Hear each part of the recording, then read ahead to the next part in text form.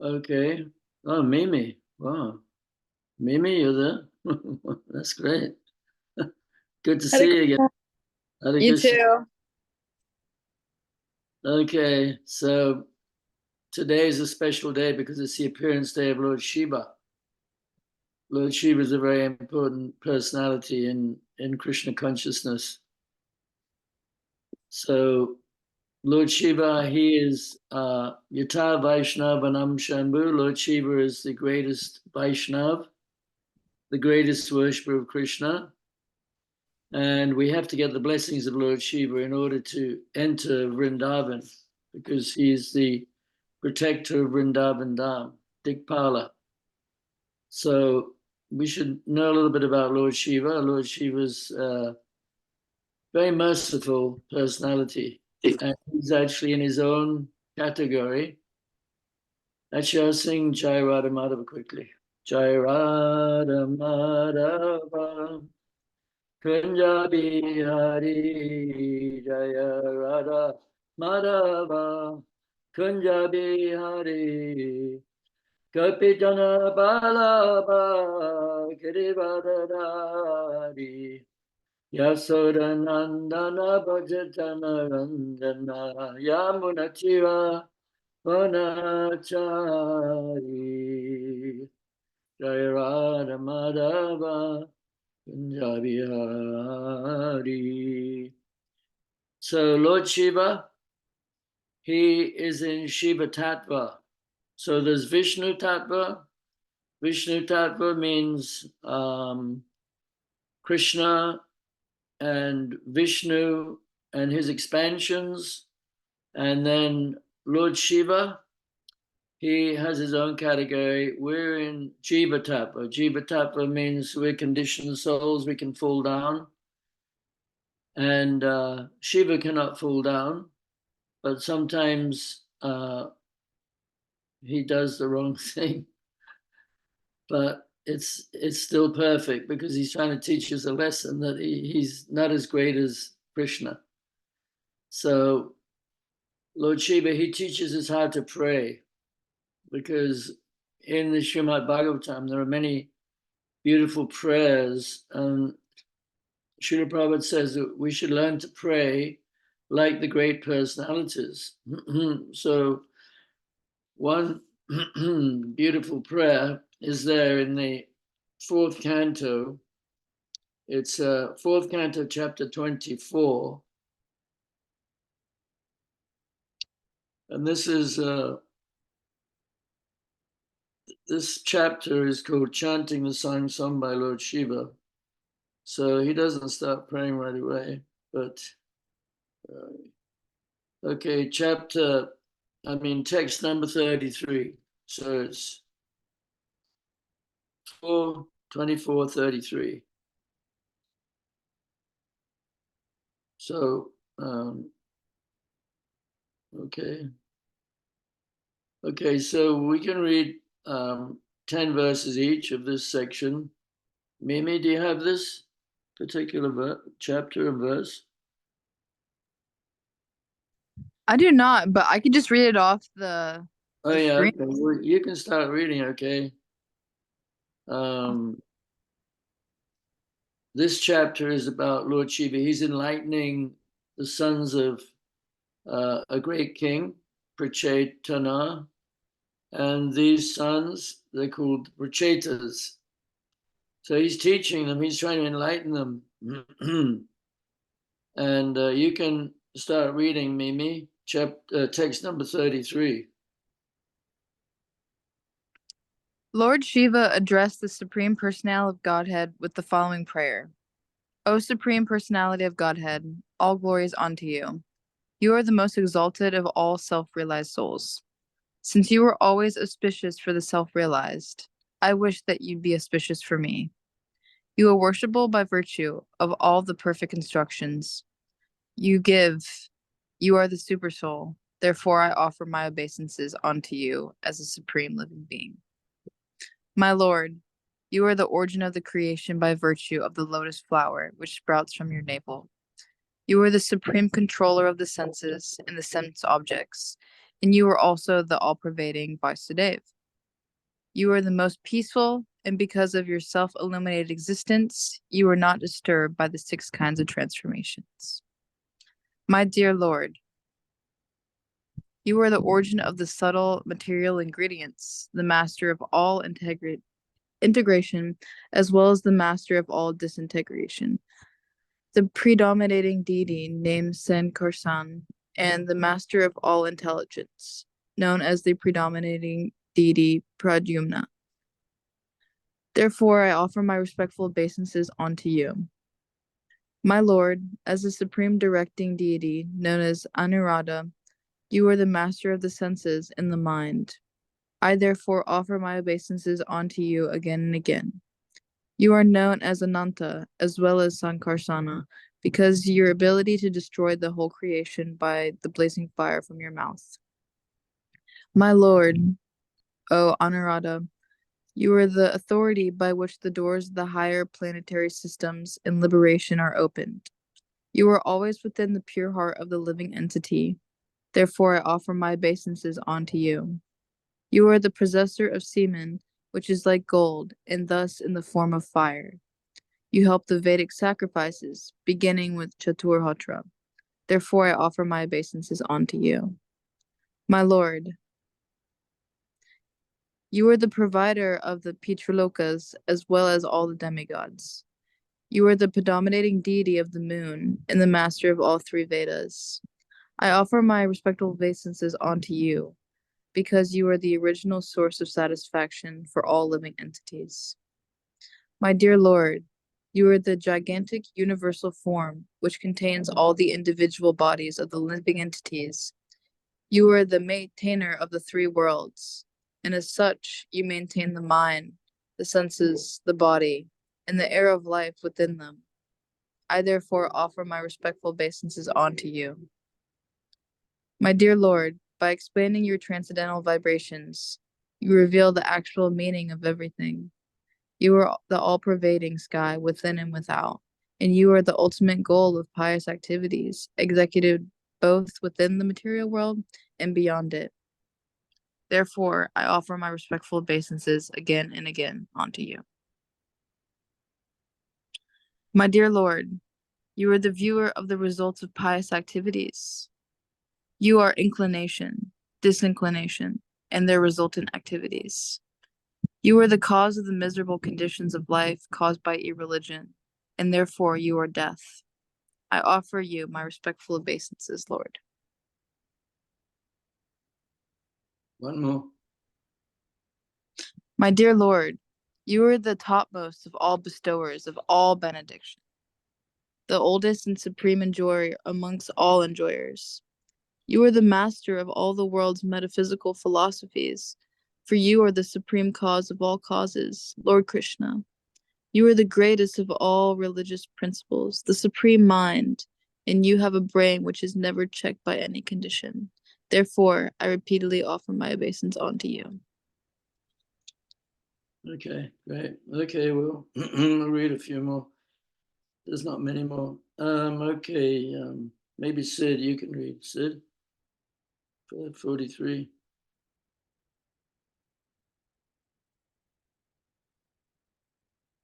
Sid there? Okay, Punamrita, you read. Okay.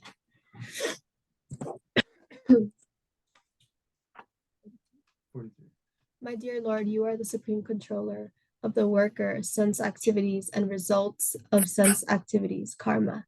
Therefore, you are the controller of the body, mind, and senses. You are also the supreme controller of egotism, known as Rudra. You are the source of knowledge and the activities of the Vedic injunctions. My dear Lord, I wish to see you exactly in the form that your very dear devotees worship. You have many other forms, but I wish to see your form that is especially liked by the devotees. Please be merciful upon me and show me that form, for only that form worshipped by the devotees can perfectly satisfy all the demands of the senses. The Lord's beauty resembles a dark cloud during the rainy season. All the rainfall As the rainfall glistens, his bodily features also glisten. Indeed, he is the sum total of all beauty. The Lord has 4 arms and an exquisitely beautiful face with eyes like lotus petals, a beautiful, highly raised nose, a mind-attracting smile, a beautiful forehead, and equally beautiful and fully decorated ears. The Lord is super excellently beautiful on account of his open and merciful smile and his sidelong glance upon his devotees. His black hair is curly, and his garments, waving in the wind, appear like flying saffron pollen from lotus flowers. His glistening earrings, shining helmet, bangles, garland, ankle bells, waist belt, and various other bodily ornaments combine with conch shell, disc, club, and lotus flower to increase the natural beauty of the Kaustubha pearl on his chest. The Lord has shoulders, excuse me, just like a lion's. Upon these shoulders are garlands, necklaces, and epaulets, and all of these are always glittering. Besides these, there is the beauty of the Kaustubha Mani pearl, and on the dark chest of the Lord there are streaks named Srivatsa, which are signs of the goddess of fortune. The glittering of these streaks excel the beauty of the golden streaks on a gold testing stone. Indeed, such beauty defeats a gold testing stone. The Lord's abdomen is beautiful due to 3 ripples in the flesh. Being so round, his abdomen resembles the leaf of a banyan tree, and when he exhales and inhales, the movement of the ripples appears very, very beautiful. The coils within the navel of the Lord are so deep that it appears that the entire universe sprouted of it, and yet again wishes to go back.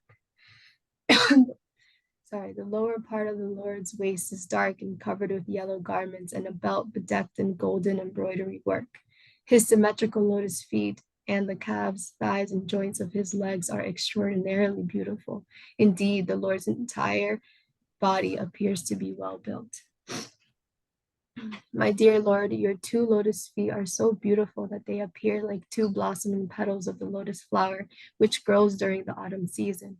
Indeed, the nails of your lotus feet emanate such a great effulgence that they immediately dissipate all the darkness in the heart of a conditioned soul. My dear Lord, kindly show me that form of yours, which always dissipates all kinds of darkness in the heart of a devotee. My dear Lord, you are the supreme spiritual master of everyone. Therefore, all conditioned souls covered with the darkness of ignorance can be enlightened by you as a spiritual master. Sridham, you. Okay. My dear Lord, those who desire to purify their existence must always engage in meditation upon your lotus feet as described above. Those who are serious about executing their occupational duties and who want freedom from fear must take to this process of bhakti yoga. My dear Lord, the king in charge of the heavenly kingdom is also desirous of obtaining the ultimate goal of life, devotional service. Similarly, you are the ultimate destination of those who identify themselves with you. Aham Brahmasmi. However, it is very difficult for them to attain you, whereas a devotee can very easily attain your lordship. My dear Lord, pure devotional service is even difficult for liberated persons to discharge, but devotional service alone can satisfy you. Who will take to other processes of self-realization if he is actually serious about the perfection of life? Simply by expansion of his eyebrows, invincible time personified can immediately vanquish the entire universe. However, formidable time does not approach the devotee who has taken complete shelter at your lotus feet. If one by chance associates with a devotee even for a fraction of a moment, he no longer is subject to attraction by the results of karma or jnana. What interest then can he have in the benedictions of the demigods who are subject to the laws of birth and death? My dear Lord, your lotus feet are the cause of all auspicious things and the destroyer of all the contamination of sin. I therefore beg your lordship to bless me by the association of your devotees, who are completely purified by worshiping your lotus feet and who are so merciful upon the conditioned souls. I think that your real benediction will be to allow me to associate with such devotees. The devotee whose heart has been completely cleansed by the process of devotional service and who is favored by Bhakti Devi does not become bewildered by the external energy, which is just like a dark well. Being completely cleansed of all material contamination in this way, a devotee is able to understand very happily your name, fame, form, activities, etc. My dear Lord, the impersonal Brahman spreads everywhere like the sunshine or the sky, and that impersonal Brahman, which spreads throughout the universe and in which the entire universe is manifested, is you. My dear Lord, you have manifold energies, and these energies are manifested in manifold forms. With such energies, you have also created this cosmic manifestation, and although you maintain it as if it were pregnant, you ultimately annihilate it. Not pregnant, permanent. Right, permanent. My apologies. And although you maintain it as if it were permanent, you ultimately annihilate it. Although you are never disturbed by such changes and alterations, the living entities are disturbed by them, and therefore they find the cosmic manifestation to be different or separated from you. My Lord, you are always independent, and I can clearly see this fact. My dear Lord, your universal form consists of all 5 elements: the senses, mind, intelligence, false ego, which is material, and the Paramatma, your partial expansion, who is the director of everything. Yogis, other than the devotees, namely the karma yogi and jnana yogi, worship you by their respective actions in their respective positions. It is stated both in the Vedas and in the Shastras that are corollaries of the Vedas, and indeed everywhere, that it is only you who are to be worshipped. That is the expert version of all the Vedas. Okay. Lydia, you can do number 63. My dear Lord, you are the only supreme person. Can you hear me? Yeah. Okay. My dear Lord, you are the only supreme person, the cause of all causes. Before the creation of this material world, your material energy remains in a dormant condition. When your material energy is agitated, the 3 qualities, namely goodness, passion, and ignorance, act, and as a result, the total material energy, egotism, ether, air, fire, water, earth, and all of the various demigods and saintly persons become manifest. Thus, the material world is created. My dear Lord, after creating by your own potencies, you enter within the creation in 4 kinds of forms. Being within the hearts of the living entities, you know them and know how they are enjoying their senses. The so-called happiness of the material creation is exactly like the bee's enjoyment of honey after it has been collected in the honeycomb. My dear Lord, your absolute authority cannot be directly experienced, but one can guess by seeing the activities of the world that everything is being destroyed in due course of time. The force of time is very strong, and everything is being destroyed by something else. Just as one animal is being eaten by another animal, time scatters everything exactly as the wind scatters clouds in the sky. My dear Lord, all living entities within the material world are mad after planning for things, and they are always busy with a desire to do this or that. This is due to uncontrollable greed. The greed for material enjoyment is always existing in the living entity, but your lordship is always alert, and in due course of time you strike him, just as a snake sizes a mouth and very easily swallow him. My dear Lord, any learned person knows that unless he worship you, his entire life is spoiled. Knowing this, how could he give up worshiping your lotus feet? Even our father and spiritual master, Lord Brahma, unhesitatingly worship you, and the 14 Manus follow in his footsteps.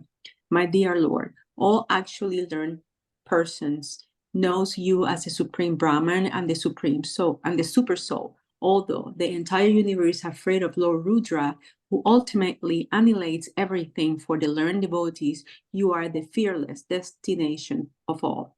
My dear sons of the king, just execute your occupational duty as kings with a pure heart. Just chant this prayer, fixing your mind on the lotus feet of the Lord. That will bring you all good fortune, for the Lord will be very much pleased with you.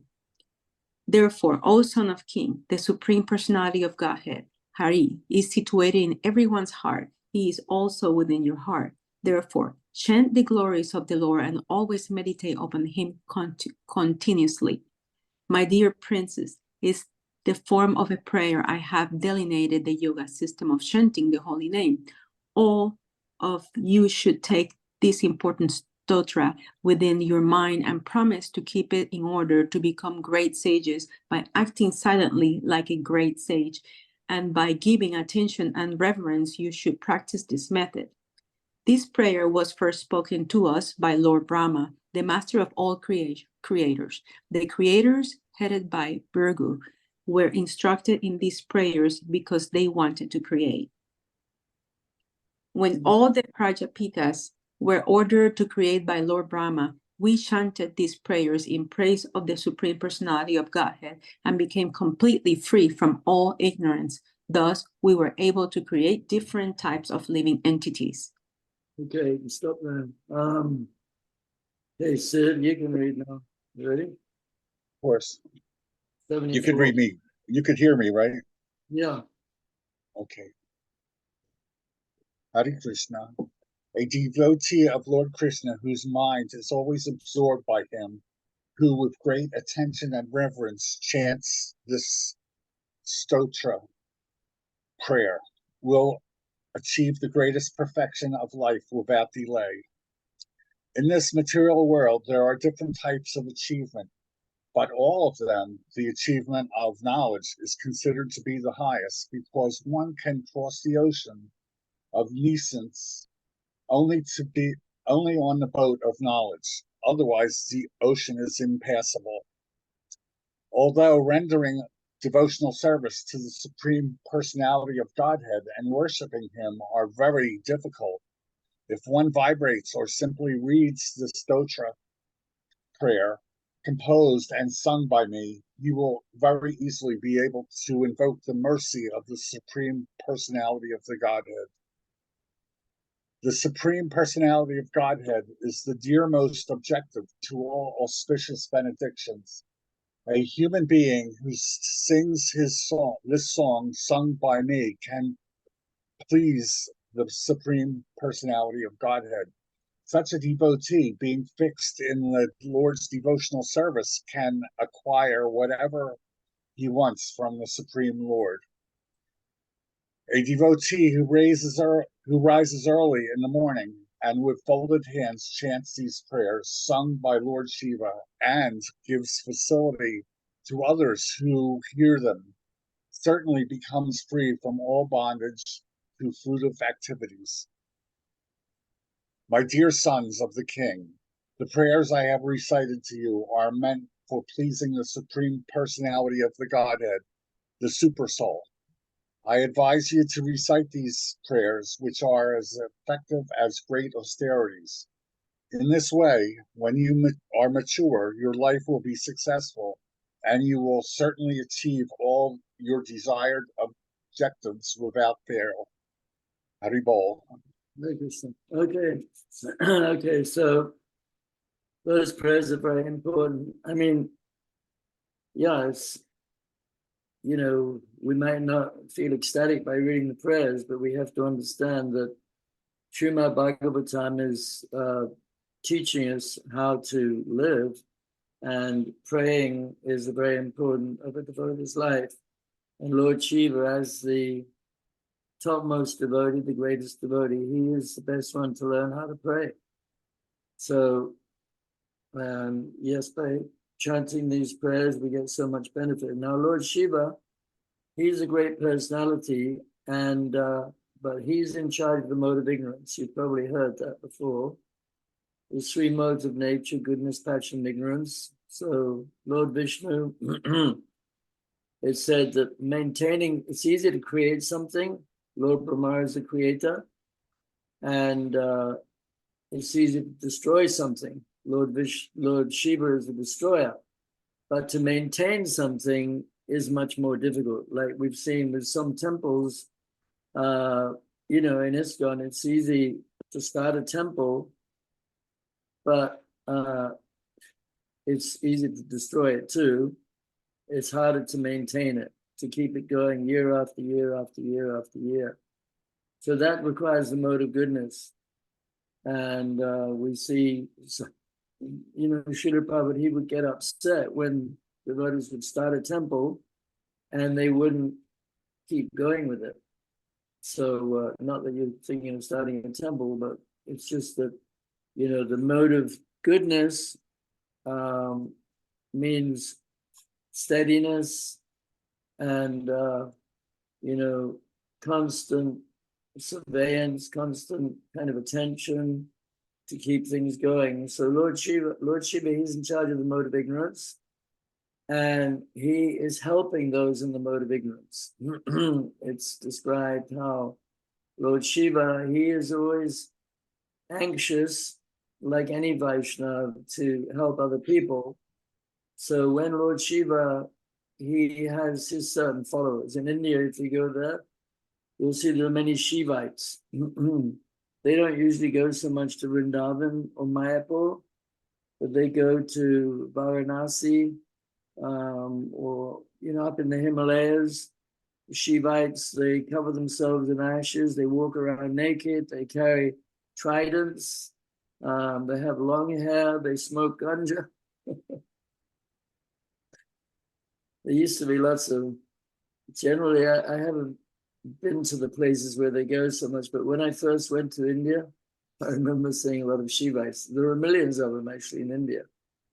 There are, you know, like 50, there's maybe not 50 million, maybe 5 million, you know, half the population of New York or something are wandering around as people who are professing at least to be spiritual people. Just imagine that, about 5 million people. So many of them are Shivites, because a lot of people in India, they worship Shiva as the supreme. And because actually there are some parts of the Vedas which say that Shiva is the supreme being.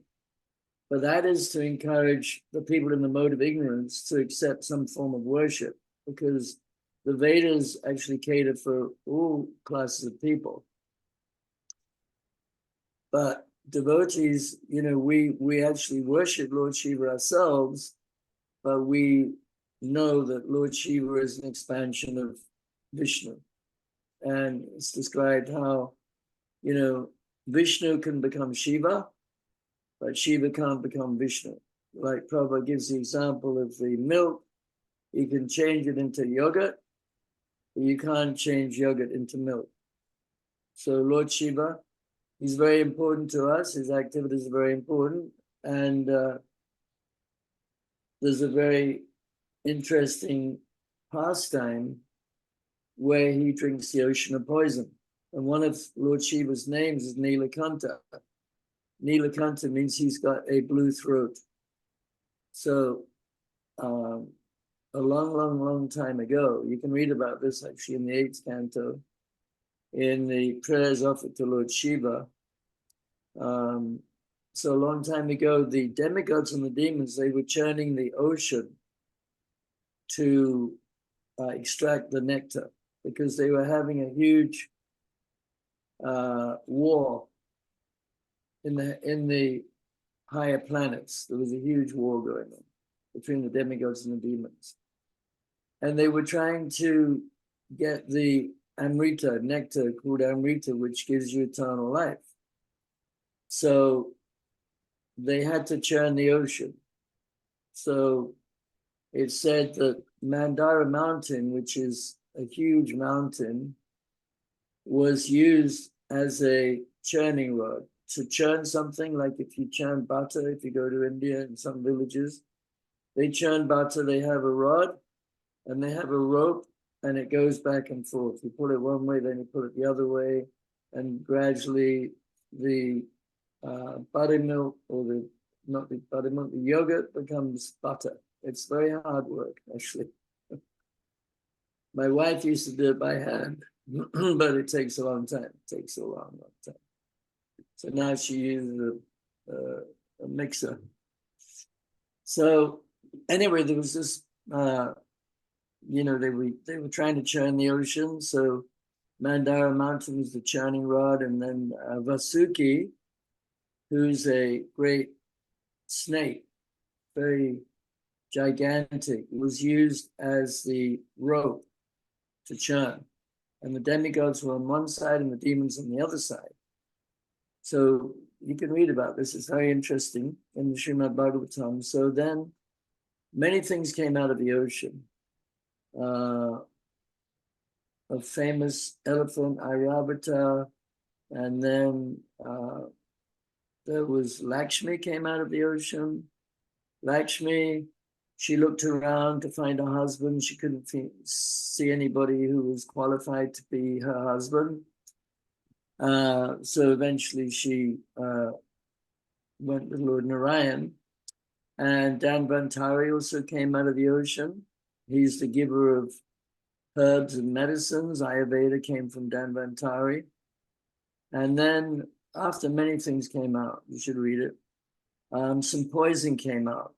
So the poison was very powerful, and there was a lot of it, and it was threatening the universe. And so the participants, they were really worried about what to do because it was threatening their lives.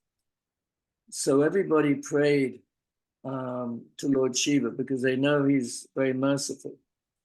So Lord Shiva, he drank the poison, and he got this blue mark around his neck, Nilakanta.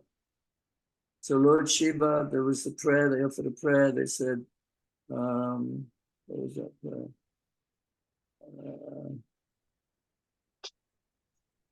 The Sanskrit, anyway, it says that great personalities almost invariably undergo great suffering for the benefit of the living entities. Tapyante lokatapina, prayasa chano sada, paramaradhanam tadi purushasya kilatmana. It's a very important verse. It says that great personalities invariably undergo great suffering for the benefit of others. So such suffering is considered to be the highest method of worship. Paramaradhanam dani. Radha means the greatest worshipper. Parama means greatest worshipper. So accepting suffering, like we could say Srila Prabhupada, he accepted a lot of suffering to bring Krishna consciousness to the Western world. Prabhupada didn't like the cold, for one thing. He went to New York. He was there in the winter. I mean, it's pretty hellish in New York, even if you have a nice apartment. And Prabhupada didn't have anywhere to stay, and he had no money, and he was an old man. And you can just imagine, one time he had nowhere to stay. He was actually invited to stay with somebody who was a hippie, and he was taking drugs, LSD. And one time he got really upset with Srila Prabhupada. He threw his typewriter out of the window, and Prabhupada couldn't stay there. He had to go somewhere else. They found him somewhere else to stay. By that time, he had a couple of followers. But I'm just saying that, Prabhupada went through a lot of suffering to bring Krishna consciousness to us. Even in Vrindavan or in India, before he came, he had no money. Now, Prabhupada could have been very wealthy. One astrologer did this chart and said he could become one of the wealthiest people in India. But I saw that this one guy, Ambani, he's the richest man in India. He just had a big wedding party for his son or his daughter, and he invited Rihanna. I've never heard Rihanna. Have you heard Rihanna? Rihanna? Have you ever heard her music? Anyway, she got $10 million for playing for one night. One night. So Prabhupada said, Prabhupada, the astrologer said Prabhupada could be very wealthy. But he forsook that just to try to spread Krishna consciousness. So even in India, even though he could have been wealthy if he'd have carried on with his chemical business, then, because he did manufacture his own pain easer called Dr. Day's liniment, Day's liniment. His name was non-devotee, or his previous name, he was always a devotee. His name is Abhay Charan Day. So he manufactured his own ointment for easing pain. But, he gave it all up, and he gave it up, and he was trying to publish his books in India. It was very difficult, even to get the paper, because the paper was rationed in those days. In the West, we have full, facilities. Everything's fairly easy to obtain. But in India at that time, it was all rationed. You have to get permission from the government to get the paper. And then, it was very hot there. And Prabhupada, he struggled a lot, no money. So anyway, I'm just saying that he was a great devotee of Krishna because he suffered to help others. So Lord Shiva, he's the same. So Lord Shiva, he was celebrated as the greatest Vaishnav. And then they churned the ocean and the nectar came out. And when the nectar came out, there was a battle between the demigods and the demons to see who would get the nectar, because the nectar meant that they could cure all their wounds, whatever wounds they got in the battle, or even if they died in the battle, they could be brought back to life with this nectar. So the demons and the demigods, they were fighting for the nectar. And then Mohini Murti, she came along. Mohini Murti, because the demigods, they prayed to the Lord, to Vishnu, for help, because they were in a difficult position and they needed to get the nectar. So they prayed, and then this beautiful female came along, incarnation of Krishna, Mohini Murti. And she enchanted everyone who saw her, especially the demons. They were completely overwhelmed with desire for her. And so she could bewilder their minds, and she tricked them into giving her the nectar, which she would then distribute to the demigods. So she tricked them.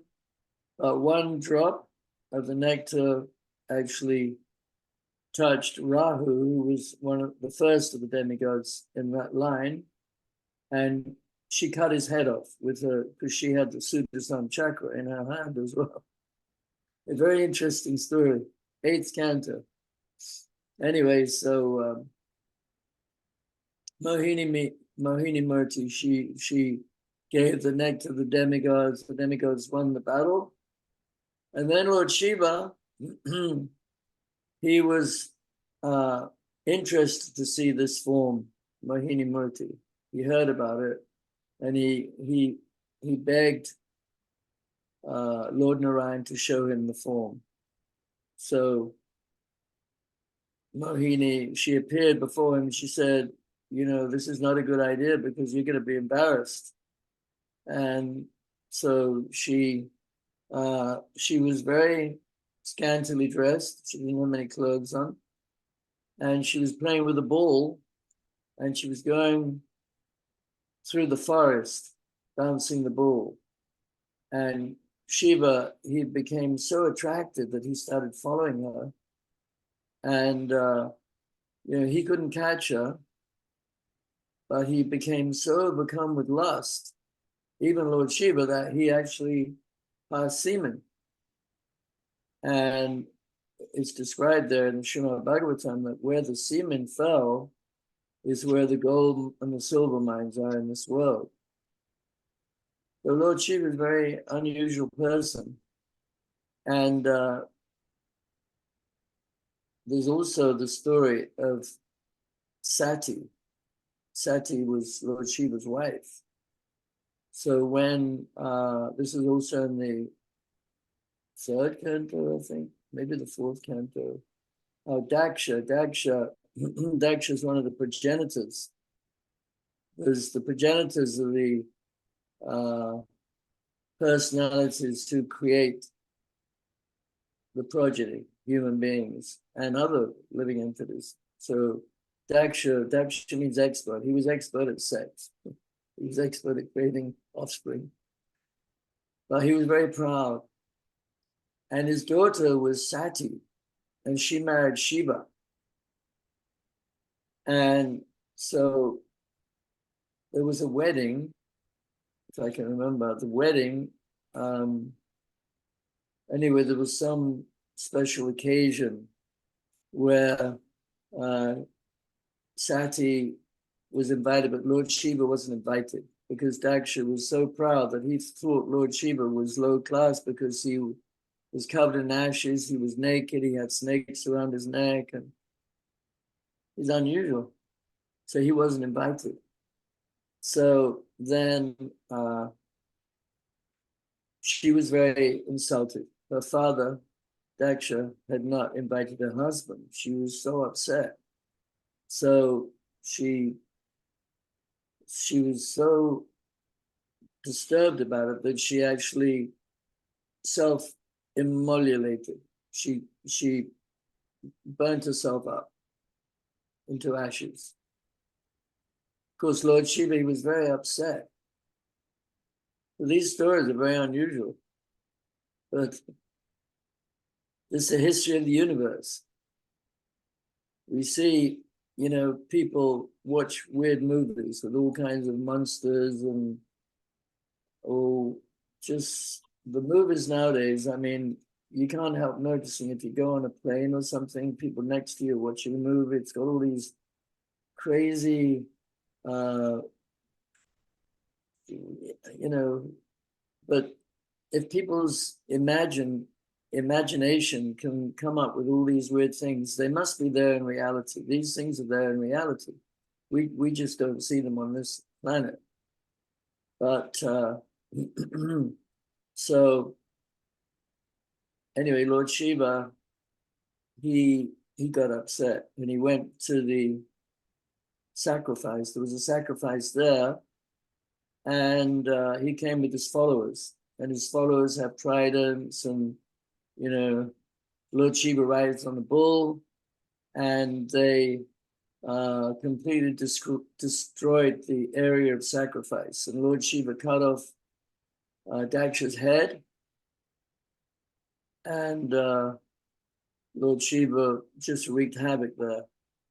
And so basically, you don't want to cross Lord Shiva. You want to be careful with Lord Shiva because he has a temper. He gets angry. But, he's trying to help all living entities, like the ghosts and the hobgoblins. There's such things as ghosts and hobgoblins. So these of helping, he's trying to help them actually make spiritual progress. To make spiritual progress, you have to have a human body. So all these lower living beings who don't have a body, like a ghost doesn't have a physical body. A ghost is trying to inhabit other weak-minded people's bodies because he wants to use that body for his own sense gratification, because a ghost is in a very frustrating situation. So the Lord Shiva, he's trying to help the ghosts and the hobgoblins to get a human body. So he goes around with his followers at dusk, and he looks for people who are actually having sex at dusk, so that is a time where he finds wombs for these living entities who are, without a human body. So that's what Lord Shiva does. Now, Lord Shiva also gives benedictions very easily. So like Ravana was a worshiper of Lord Shiva. So Lord Shiva, in India, one reason why Lord Shiva is so popular is because he gives material things very easily. Krishna is different. Krishna, he takes away material things. Not always, but that's what it says. Krishna actually takes away our material things to make us more dependent on him. Because when people become very wealthy and very proud, then, it's very hard for them to become fixed on Krishna. But, Krishna, sometimes we see very wealthy people become devotees too. So it's not a hard or not fast rule. But either way, it's Krishna's mercy. If you get great wealth, or if Krishna takes everything away, a devotee is dependent on Krishna. So Lord Shiva, he gives material benedictions, material opulence to Ravana. And so, as I said, many people in India, they worship Lord Shiva. And because he worships Krishna. So actually, he wants us to worship Krishna. He doesn't want us to worship him. Krishna is he's the original person, the most beautiful person. Even though Lord Shiva is very beautiful, it's described in that chapter that we're reading the prayers from. It describes Lord Shiva's body. He has a beautiful form. And he's very merciful, because there's a picture, a famous picture actually, which Prabhu mentions, of Kali. So Kali is Lord Shiva's wife. Lord Shiva's wife has many different names: Durga, Kali, Sati, Parvati. So Kali, she has 10 arms. And in each arm she has a weapon. And her job, actually, her service to Krishna is to cause suffering to the living entities in this world, because she's trying to help them understand this world is not your real home. Now, we have Lydia here. She works in an emergency ward, and she can tell you how difficult it can be to see the condition of some of these people who come in, injured, or, whatever it is. It's very painful. So this, it's a very dangerous world. So Durga, Kali, she is trying to help the living entities understand that this world is very difficult and dangerous. So there's a picture of her with all her 10 arms and so many people lying on the ground dead. And Lord Shiva, he's lying on the ground in front of her and begging her to stop, because he's very merciful. So, but sometimes, well, one time, I think I told this story before, how Shiva, he wanted to enter the rasa dance, because Shiva, he's a very, he's a great devotee of Krishna. He knows that the gopis are the greatest devotees, and he wants to become a gopi. So there's one personality who controls all the pastimes, all the people that can enter into Vrindavan. And that her name is Purnamasi, Yogamaya. So nobody can enter into Vrindavan without her permission. So Lord Shiva, he wanted to become a gopi, actually. So he went and he was watching the rasa dance, and he said, Purnamasi, come along. And she said, what are you doing here? Because the pastimes of Vrindavan are very confidential, and it's very difficult to enter into them. So even Lord Shiva, he's on a lower level than the gopis, but he wants to be a part of, the rasa dance. So you know, he's watching the dance, and Purnamasi comes along and she said, aha, what are you doing here? So he says, well, can you make me into a gopi? So she wants to help him. So she gives him a female form. But to enter the rasa dance, you have to be accepted by the residents of Vrindavan. So the gopis, they see him, and you know he's big and he's strange because she still had ashes on her body, and so the gopis say, "What is that on your body?" He says, "Well, that's cosmetics."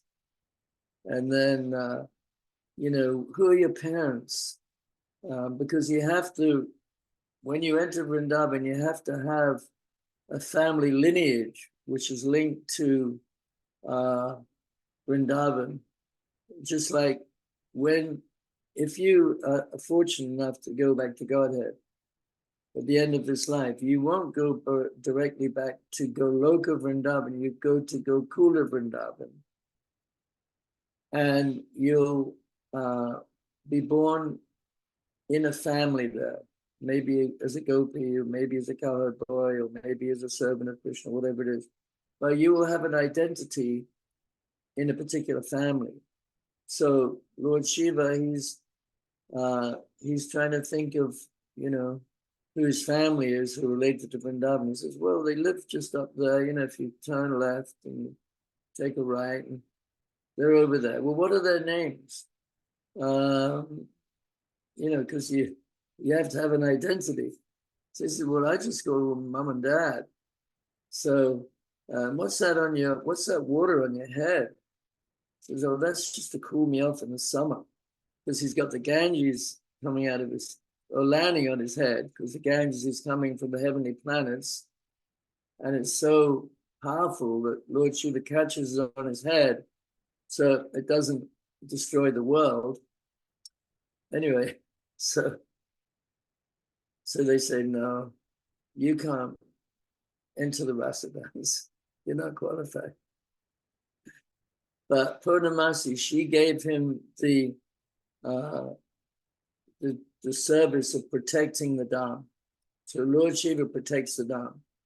So enter the Dham, to enter Vrindavan, you have to get the blessings of Lord Shiva. Gopishwar Shiva. So also Shiva, he gives benedictions very easily, like this one, Brikasura. Brikasura was a demon who wanted to have the benediction that anybody's head he touched would fall off. So Lord Shiva, he, you know, because he tries to fulfill people's material desires. So he gave the benediction, yeah, anybody's head you touch will fall off. So then Rikasur, he said, well, you know, how do I know you're telling the truth? I've got to try it out on somebody. So then he said, I'm going to try it out on you. So Lord Shiva, he said, oh, no. So he had to go and take shelter of Vishnu. So he went, Lord Shiva ran to Vishnu, and this Vikasura was following him. And so Vikasura says to Lord Vishnu, you know, he gave me this benediction. So Vishnu says, well, why do you trust him? You know, he could say anything. How do you know he's telling the truth? So you must try it out on yourself. You touch your own head. I think he was a bit slow. So he touched his own head and his fell off. This is also in the Vedas, just to show, you know, that Shiva is not the supreme, that he's subservient to Vishnu. And also there was a battle because Banasura, this is also in the 10th canto, where Banasura, he wanted a benediction to have 1,000 arms so he could defeat everybody. So Lord Shiva gave him the benediction of having 1,000 arms. And so it came down to I think Banasura's daughter wanted to marry Krishna's son. I can't remember the details, but something like, anyway. So there was a battle between Lord Shiva and Krishna's family. And so eventually, Krishna cut off all Banasura's arms. Because Shiva still helped Banasura in the battle, but Krishna cut off all of Shiva's arms. And then there was a battle between Lord Shiva and Krishna. So what was the name of the weapon that Krishna had? So Shiva had a weapon. You know what that was called? That was a Shiva Dwara. It's a weapon made of heat. And Krishna counteracted his weapon with a cold weapon, Krishna Dwara. So Krishna defeated Shiva in the battle. So Prabhupada says that actually cold is more powerful than heat. So anyway, Lord Shiva, we don't worship him, but only as a devotee of Krishna. Lord Shiva is very important. He teaches us how to pray. He's the protector of the Dham. And he's an expansion of Krishna. He's in charge of the mode of ignorance. Because we're trying to be in the sattva guna, no, Shuddha sattva, not just in the mode of goodness. Somebody could be a vegetarian, they could be clean, they could be a doctor. But Shuddha sattva means pure goodness. Mode of goodness is not enough. We have to be in the mode of pure goodness, which means transcendental. That, we keep very clean. Prabhupada said that clean is beautiful. We're revolutionary clean. And so we're trying to be Shuddha Sattva, means transcendental to material conditions. So, yeah. So try to hear about Shiva because he teaches how to pray and how to be devotees. All right, Hare Krishna. Have any questions? Comments? Haribol. Hare Krishna. Gurumaj, I had a question about the pastime of Shiva. I think when you told it before, you told us that after being a gopi, or maybe this was someone else, this is what I want to see clarity on, that when he was a gopi, then he realized that that's not what actually he wanted. No, I never said that. Okay. I don't remember saying that. No, he really wanted to be a gopi, but he couldn't enter the rasa dance. I remember there being a story that someone was given that benediction or the opportunity to be a gopi, and then they were like, no, this is actually not what I want. I want to be I'm a king. I don't remember that. Okay. That's good. Okay. I mean, Oh, I have yeah. a question. I mean, there was, there was Kamsa. Yeah. Kamsa wanted to enter Vrindavan because he wanted to kill Krishna. So once again, Purnamasi told him, there's no males in Vrindavan, they're all females. So you have to become a gopi. But when she told him what he had to do to enter as a gopi, you have to go around and you have to make cow dung patches, and then you have to go around and you have to catch the cow dung as it comes out of the cow. So then he said, no, I'm going to go back to Mathura. I don't want to be a gopi anymore. So anyway. I have a question. Or is confused. Yeah. Mhm. What's the question? That is, what is the interrelationship between Ayurvedic medicine and the Vedas? Well, Ayurvedic medicine, yeah, I mean, it's mentioned in the Vedas because Dhanvantari, the incarnation of Krishna who came with Ayurveda, is mentioned there in the 8th canto.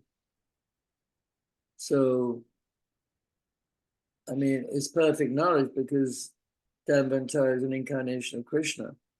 So it's perfect knowledge. So, it's part of the Vedas. But it's a subsidiary. It's not, spiritual necessarily. In other words, you could be an atheist and still believe in Ayurveda. Yes.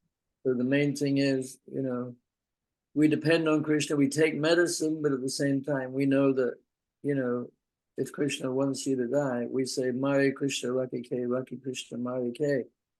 That if Krishna wants to kill you, nobody can save you. And if Krishna wants to save you, nobody can kill you.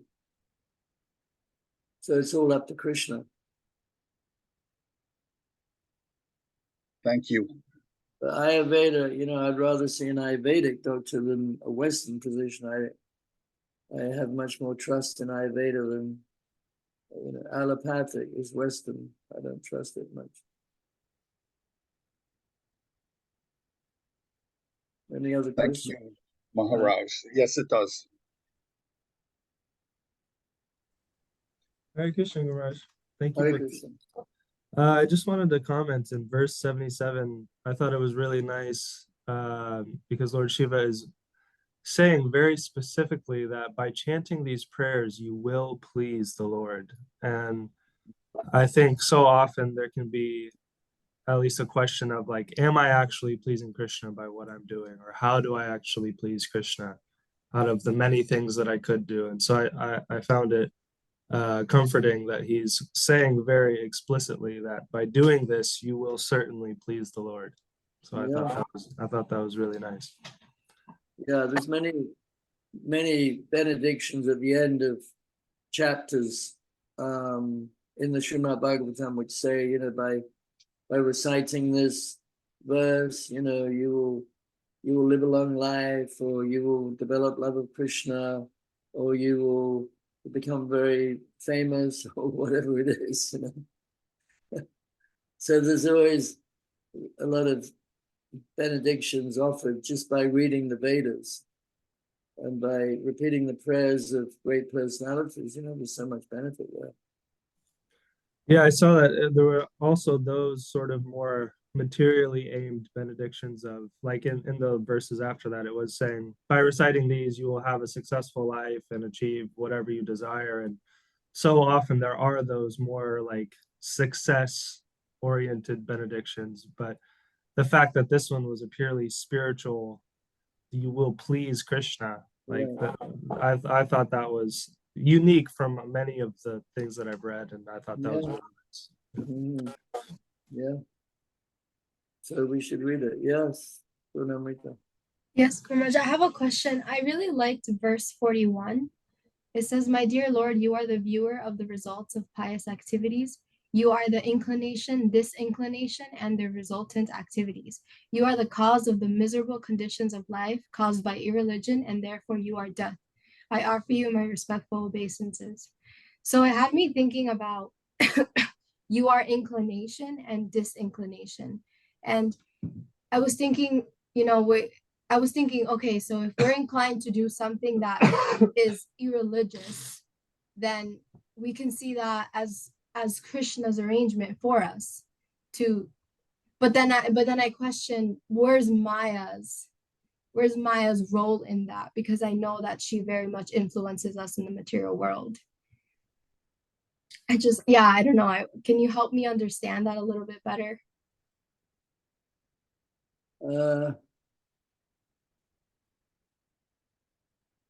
It's a subtle kind of point that Krishna's inclination, disinclination.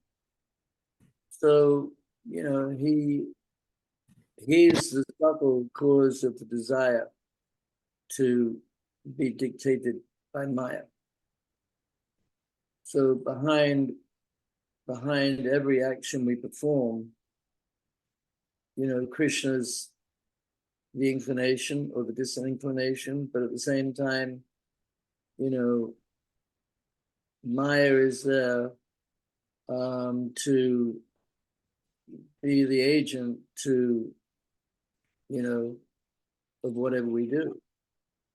So it's like,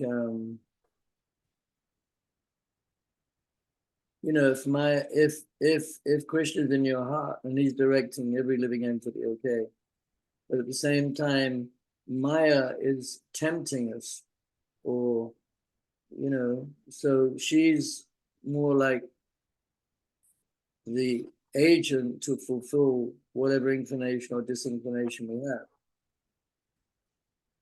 She's more the he's the permitter and the overseer, but she's there because her job is to actually fulfill Krishna's desires.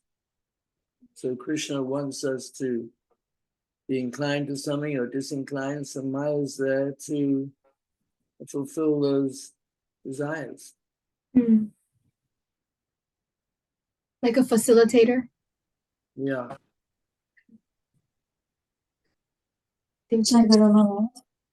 Uh, But then in Hare Krishna Guru Maharaj, but then we have free will also, right? So yeah. at the end, we make decisions and we either choose if we do a Krishna conscious decision or if we, do sense gratification.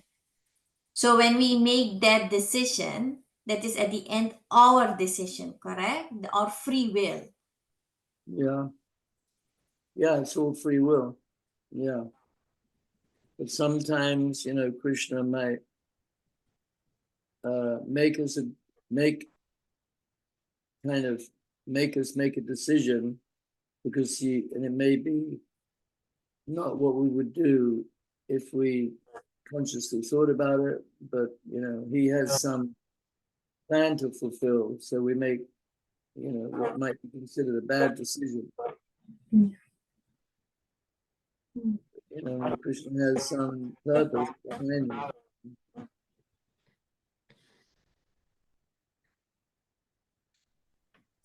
Yeah, I just had a thought that came to my mind about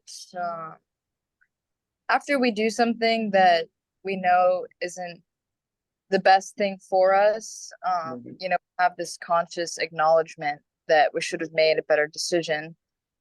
And I was kind of just thinking how our consciousness is Krishna himself, but just acting through our soul. Well, Krishna, our consciousness isn't exactly Krishna. We have our own little bit of independence, but Krishna, he may help make a decision, but ultimately it's our decision, and Krishna may have helped us make that decision because he wants to teach us something.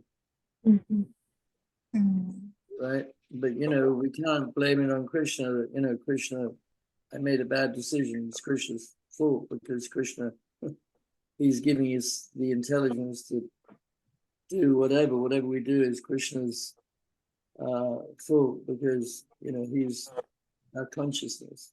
We have our own unique individual intelligence to make good or bad decisions.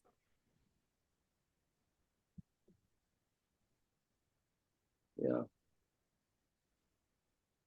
So sometimes you make a bad decision and it's because we're not Krishna conscious. We act impetuously or passionately, but that's maybe Krishna's behind it because he wants to teach us a lesson, or maybe he's not behind it. But the devotee, devotees, whatever happens to us, we see it as Krishna's mercy. whether, you know, whether put into suffering or we have, you know, something good happen, it's all Krishna's mercy. Because whatever devotee who's trying to be surrendered, that, you know, Krishna directing our lives, he knows what we need, he knows what will help us, but he's always our friend, and we have to see him like that. That's the qualification, actually. Tate nukampam sushamikshamano, that a devotee, even when, you know, a devotee is put into a distressing situation, then a devotee doesn't begrudge Krishna. The devotee, even in the core of the heart, devotees always surrender to Krishna. Even if devotee might be put into a very difficult situation, you know, some terrible disease or whatever it is. But you know, that's just the mentality we have to develop. Yeah, it's not so easy, but it's actually essential to try to develop that mentality of seeing Krishna's hand in everything, no matter what happens. We accept, you know, our karma, we accept our position, we, you know, we just, what's the word? We try to be satisfied in whatever situation Krishna puts us in. Doesn't mean we can't change the situation, but sometimes you can't change the situation, so you just have to, you know, try to tolerate it. But anyway, the ultimate goal is to go back to Godhead where there's no problems and, you know, we're all happy in the spiritual world. That's what it's all about. And generally, you know, devotees have happy lives.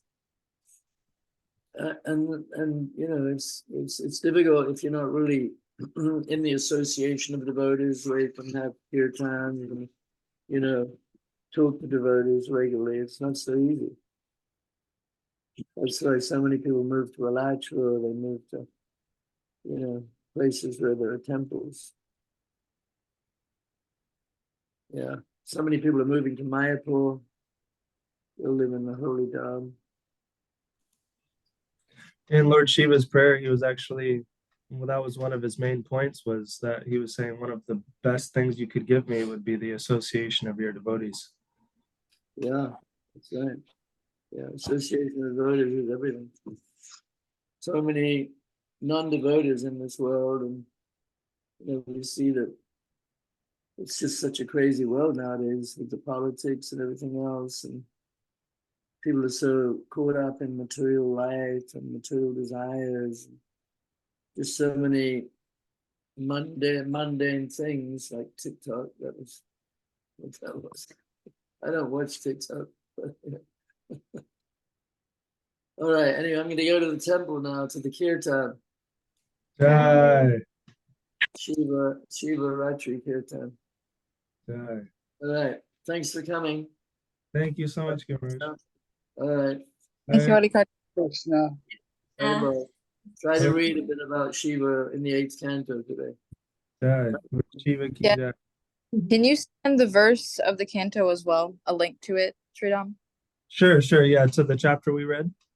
Yes, please. Yeah, absolutely. I All will. right. It was so potently beautiful. Yeah, you can read the 8th chapter, 8th canto. The chapter is called Shiva Saves the Universe. All right. Hare- Hare Krishna. Hare Bol. Hare Krishna. It's great setting. Krishna. Oh. Hare Bol.